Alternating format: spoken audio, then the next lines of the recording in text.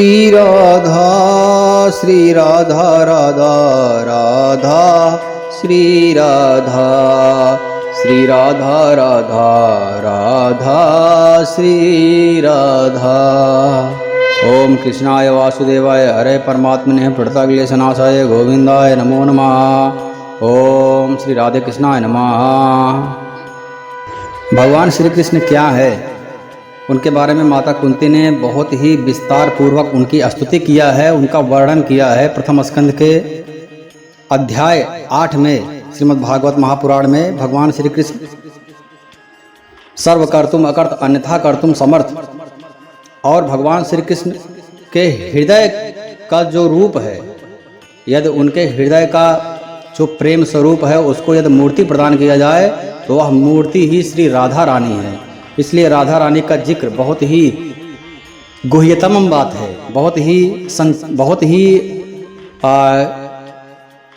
क्या बोलते हैं, जो बहुत ही ज़्यादा महत्वपूर्ण बात होती है उसको बहुत गुप्त रखा जाता है। तो राधा रानी जो है एकदम गुप्त है, भगवान श्री कृष्ण के हृदय का स्वरूप है। इसलिए अब हृदय को शब्दों में नहीं व्यक्त किया जा सकता, इसीलिए राधा रानी को शब्दों में व्यक्त नहीं किया जा सकता, सिर्फ अनुभव किया जा सकता है। आनंद का अनुभव जो भी भक्त करता है, इसका मतलब है वह राधा रानी का अनुभव करता है। राधा रानी प्रेम का प्रतीक है। किसी से भी यदि प्रेम कर रहे हो तो जो आपके हृदय में प्रेम की भावना यदि कहाँ से आ रहा है, प्रेम की भावना कहीं से तो आ रहा है। जैसे हम किसी से घृणा करते हैं तो घृणा की भावना भी आता है, गाली देते हैं गुस्सा आता है तो वह भी भावना आता है, और गुस्सा गाली देने के बाद में गुस्सा ठंडा हो जाता है। वैसे ही जब प्रेम की भावना हृदय में आता है तो वो कहाँ से आता है? राधा रानी, प्रेम का स्रोत राधा रानी है। राधा रानी प्रेम प्रदान करती हैं। यदि कोई भी भगवान को मानो, महादेव को मानो, माता जी को मानो, आदिशक्ति को मानो, हनुमान जी को मानो, श्री रामचंद्र जी कृष्ण भगवान, किसी को मानो, तो मानने का अर्थ यह हुआ कि भगवान के प्रति आपको प्रेम है या फिर आप प्रेम करना चाहते हो। धीरे धीरे आपका प्रेम बढ़ रहा है, ठीक है। तो प्रेम कब बढ़ेगा? जब राधा रानी कृपा करेंगी तभी प्रेम बढ़ेगा, नहीं तो कितना भी पूजा करते रहो परंतु प्रेम नहीं बढ़ेगा, क्योंकि कृपा चाहिए श्री जी की।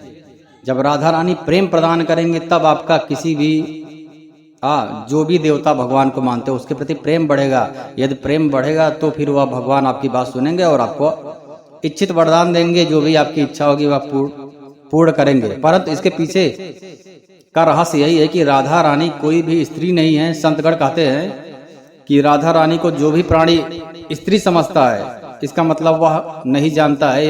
एक तोता जैसे उसको पढ़ा दिया जाए राधा राधा बोलो, राधा राधा बोल रहा है, राम राम बोलो, राम राम रट रहा है, परंतु उसका अर्थ नहीं समझता, उसका भाव नहीं समझता है। राम राम तोता बोलेगा, अगर श्री राम जी आ जाएंगे उसके सामने तो वह उनका पूजन अर्चन नहीं करेगा, सम्मान भी नहीं करेगा, क्योंकि उसको पता ही नहीं है। ऐसे ही राधा राधा बोलना बहुत अच्छा है, परंतु उसके बारे में कुछ जान लेंगे तो बहुत ज़्यादा अच्छा हो जाएगा, बेहतर हो जाएगा।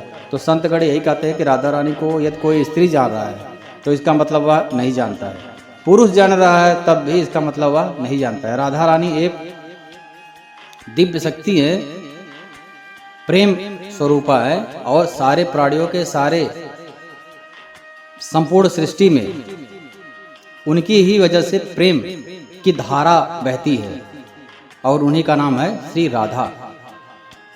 तो प्रेम ते प्रकट हो ही मैं जाना, हर व्यापक सर्वत्र समाना। जो भी भगवान है, कोई भी भगवान हो, प्रेम से ही जितने भी संतगण हुए हैं, जितने भी भक्त हुए हैं, सब अपने आप को छोटा सूक्ष्म छोटा समझते हैं और भगवान के प्रति अनन्य प्रेम दर्शाते हैं। इतना प्रेम कि यदि कोई जहर दे रहा है तो जहर भी पी ले रहे हैं, क्योंकि उनको भगवान के प्रति प्रेम हो, इतना मात्रा में प्रेम हो गया, राधा रानी ने प्रदान कर दिया है कि उनको अपना सुधि नहीं है, अपने शरीर की सुधि नहीं है। मेरा क्या होगा, इसका सुधि नहीं है। जहर पिएंगे मर जाएंगे तो क्या होगा, मेरे जमीन जायदाद, घर पत्नी पुत्र का क्या होगा, कुछ भी याद नहीं है। प्रेम में ऐसे ही होता है, लोग प्रेम में पागल हो जाते हैं। जैसे कोई प्रेमी है तो उसका कुछ नुकसान हो जाए, कोई चोरी करके लेके जाए तो उसके लिए कुछ फर्क नहीं पड़ेगा, क्योंकि वो जिसके लिए प्रेम कर रहा है, जिसके प्रेम में वह मग्न है, तो उसी के भाव में पूरी तरीके से डूबा रहता है। श्री हरिदास जी श्रीधाम वृंदावन में भगवान श्री कृष्ण और राधा रानी के प्रेम में डूबे रहते थे, मिट्टी में पड़े हुए पागलों जैसे। तो प्रेम की कोई परिभाषा नहीं होती है, कोई दिखावा नहीं होता है, और जो दिखावा करते हैं वो प्रेम नहीं करते हैं। तो इसका जीता जागता प्रेम का उदाहरण देना है तो श्रीधाम वृंदावन में गोपियों का उदाहरण दिया जाता है, संतगण देते हैं। तो यहाँ पर बहुत ही लंबा चौड़ा माता कुंती ने भगवान श्री कृष्ण की स्तुति किया है। आप योगेश्वर हो।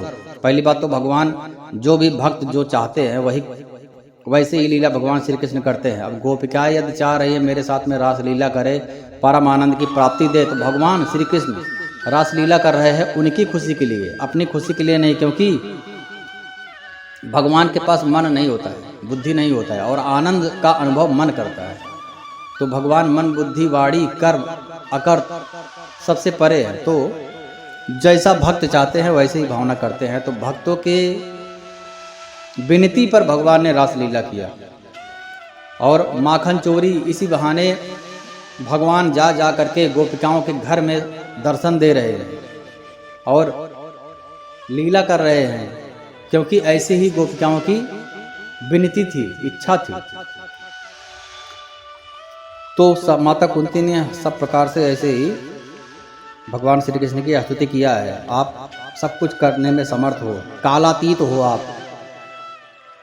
संसार के समस्त पदार्थ प्राणी आपसे टकरा करके विषमता के कारण परस्पर विशुद्ध हो जाते हैं, परंतु आप में समान रूपी विचार विचर रहे हैं। आपने जितने भी पदार्थ हैं सब आपके अंदर ही विचर रहे हैं, और आप जब प्रकट होते हो मनुष्य रूप में और मनुष्य जैसी लीला करते हो, कोई भी आपके बारे में समझ नहीं सकता है कि आप क्या हो, मनुष्य हो कि भगवान हो।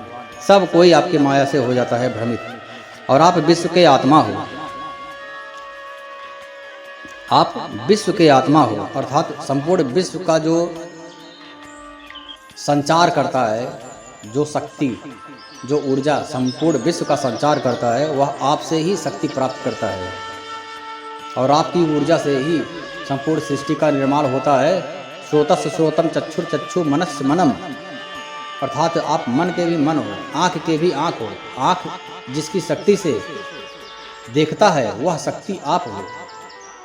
कान जिस शक्ति से सुनता है वह शक्ति आप हो।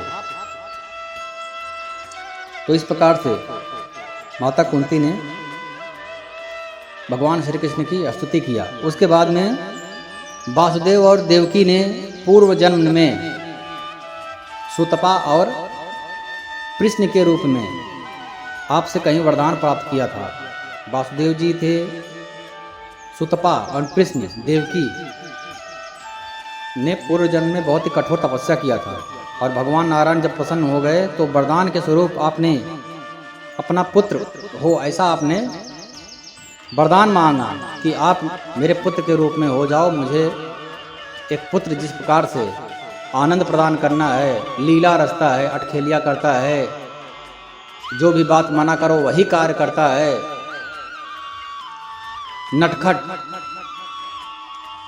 जितना भी आप पुत्र का जो आनंद प्रदान कर सकते हो, जो एक साधारण मनुष्य को उसका पुत्र प्रदान करता है, वैसा ही मुझे आनंद चाहिए, लेकिन पुत्र के रूप में, भगवान के रूप में नहीं चाहिए। तो भगवान ने उनकी इच्छा पूर्ण किया था और तथास्तु कह के उनके पुत्र रूप के रूप में जन्म लिए। इसलिए आप अजन्मा होते हुए भी जगत के कल्याण और दैत्यों के नाश के लिए पुत्र बन जाते हो। वैसे तो आप अजन्मा हो, परंतु अपने भक्तों के लिए आप जन्म भी ले लेते हो, अर्थात अवतरण भी आप कर लेते हो। आप सब कुछ करने में समर्थ हो, और यहाँ तक कि आपने अपनी प्रतिज्ञा तोड़ दी अपने भक्त की प्रतिज्ञा का लाज रखने के लिए। तो आप भक्त वत्सल और भक्तों के लिए ही आप अपना सारा कार्य करते हो। आप अपने भक्तों के भी भक्त हो, यह आपकी बहुत बड़ी महानता है, बहुत बड़ी उदारता है। आप भक्त वत्सल हो और हर प्रकार से भक्तों के कल्याण के लिए आप कार्य करते हो। और जब पृथ्वी दैत्यों के अत्यंत भार से समुद्र में डूबने के लिए तैयार हो रही थी और डगमगा रही थी,